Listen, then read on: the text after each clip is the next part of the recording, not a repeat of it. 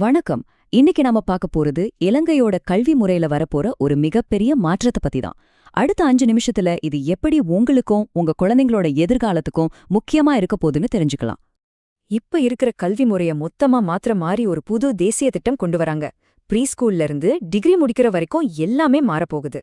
சரி வாங்க, ஒரு ஸ்டூடெண்டோட பார்வையில இருந்து இது எப்படி இருக்க போகுதுன்னு கொஞ்சம் விரிவா பார்க்கலாம். சரி, முதல்ல ஒரு முக்கியமான கேள்வி. எதுக்காக இப்போ இவ்ளோ பெரிய ஒரு மாற்றத்தை கொண்டு வரணும்? இதுக்கு முக்கிய காரணம் என்னன்னா, நம்ம மாணவர்களை 21ஆம் நூற்றாண்டோட சவால்களுக்கு தயார்படுத்துறது தான். அதாவது எதிர்காலத்துக்கு அவங்கள ரெடி பண்ணணும். இதுக்காக கல்வி அமைச்சு சில முக்கியமான இலக்குகளை வச்சிருக்காங்க. சுருக்கமா சொல்லணும்னா இது வெறும் மனப்பாடம் பண்ற கல்வி முறையா இருக்காது. அதுக்கு பதிலா எப்படி யோசிக்கிறது, பிரச்சனைகளை எப்படி தீர்க்கிறது, புது டெக்னாலஜியை எப்படி பயன்படுத்துறதுன்னு மாணவர்களுக்கு கத்துக் கொடுக்கறது தான் இதோட முக்கிய நோக்கம். உலக அளவுல போட்டி போட அவங்கள தயார் பண்றதுதான் இலக்கு. சரி, இந்த நோக்கமெல்லாம் ஓகே. ஆனா ஒரு மாணவனுக்கு அவனோட ஸ்கூல் லைஃப்ல இது எப்படி இருக்கும்? வாங்க அந்த புது பயணத்தை பத்தி பார்க்கலாம். இந்த புது சிஸ்டத்தோட ஒரு ஸ்பெஷாலிட்டியே என்னன்னா, இது ஒரு தொடர்ச்சியான கற்றல் பயணமா இருக்கும். அதாவது ப்ரீ ஸ்கூல் ஆரம்பிச்சு டிகிரி இல்லைன்னா ஒரு தொழிற்கல்வி படிக்கிற வரைக்கும் எந்த விதமான தடையும் இல்லாம ஒரு சீரான பாதையை இது உருவாக்கித் தரும். ஒரு ஸ்டேஜ்ல இருந்து அடுத்த ஸ்டேஜுக்கு போறது ரொம்ப சுலபமா இருக்கும். இப்போ நீங்க பாக்குற மாதிரி நம்மளோட 13 வருஷ ஸ்கூல் படிப்பை இப்போ 5 முக்கியமான கட்டங்களா பிரிச்சிருக்காங்க. ப்ரீ ஸ்கூல்ல ஆரம்பிச்சு பிரைமரி, ஜூனியர், செகண்டரின்னு போகுது.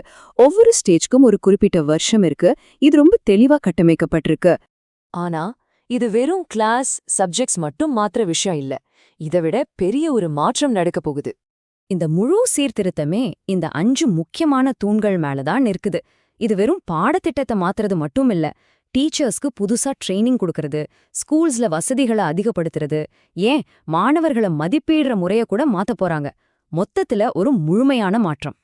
சரி, இப்போ இன்னும் கொஞ்சம் ஆழமா போய் கிளாஸ் ரூம்குள்ள ஸ்டூடெண்ட்ஸ்க்கு இன்னும் புதுசா கிடைக்க போகுதுன்னு பாப்போம். இங்க ஒரு முக்கியமான மாற்றம் வருது. நாம வழக்கமா படிக்கிற பாடம், அதாவது சப்ஜெக்டோட இளவழம், அதாவது தீம் அப்படின்னு ஒன்னையும் கொண்டு வராங்க. இதென்னன்னா ஒரு ப்ராஜெக்ட் மாதிரி.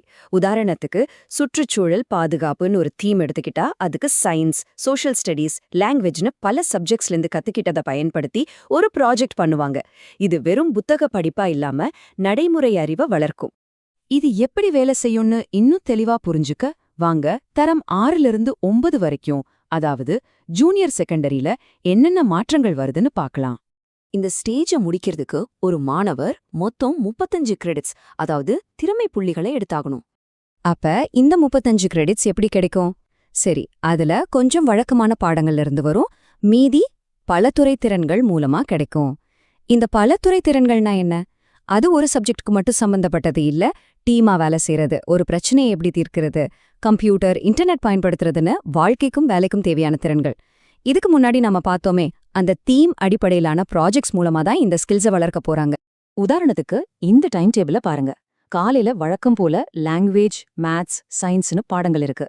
ஆனா மதியத்துக்கு மேல பாத்தீங்கன்னா அந்த பல்துறை திறன்களை வளர்க்கறதுக்காகவே தனியா நேரம் ஒதுக்கியிருக்காங்க. இதுதான் அந்த நடைமுறை கல்விக்கான நேரம். எல்லாம் கேட்க நல்லாதான் இருக்கு. ஆனா எல்லா பெற்றோர் மனசுலயும் மாணவர்கள் மனசுலயும் இருக்கிற ஒரு முக்கியமான கேள்வி, இதெல்லாம் எப்போ நடக்க போகுது? பாருங்க, இந்த மாற்றமெல்லாம் ஒரே நாள்ல நடக்காது. இத படிப்படியா தான் கொண்டு வர போறாங்க. முதற்கட்டமா 2026ல 1ஆம் வகுப்புக்கும் 6ஆம் வகுப்புக்கும் இந்த புது பாடத்திட்டம் வரும். அப்புறம் 2029ல 9ஆம் வகுப்பு மாணவர்களுக்கு முதல் முறையா அந்த புது திறன் மதிப்பீடு தேர்வு நடக்கும். கடைசியா 2029லிருந்து 2031க்குள்ள புது மாதிரியான OL மற்றும் AL பரீட்சைகளும் வந்துடும். நிச்சயமா இது இலங்கையோட வரலாற்றிலேயே ஒரு ரொம்ப பெரிய லட்சியம் நிறைந்த ஒரு கல்வி சீர்திருத்தம். இது எந்த அளவுக்கு வெற்றி அடையுங்கிறது வர 10 வருஷத்துல இதை எவ்வளவு கவனமா செயற்படுத்துறாங்கன்றத பொறுத்துதான் இருக்கு. இந்த புதிய கல்வி முறை அது வாக்குறுதி அளிக்கிற ஒரு பிரகாசமான எதிர்காலத்தை உருவாக்குமா,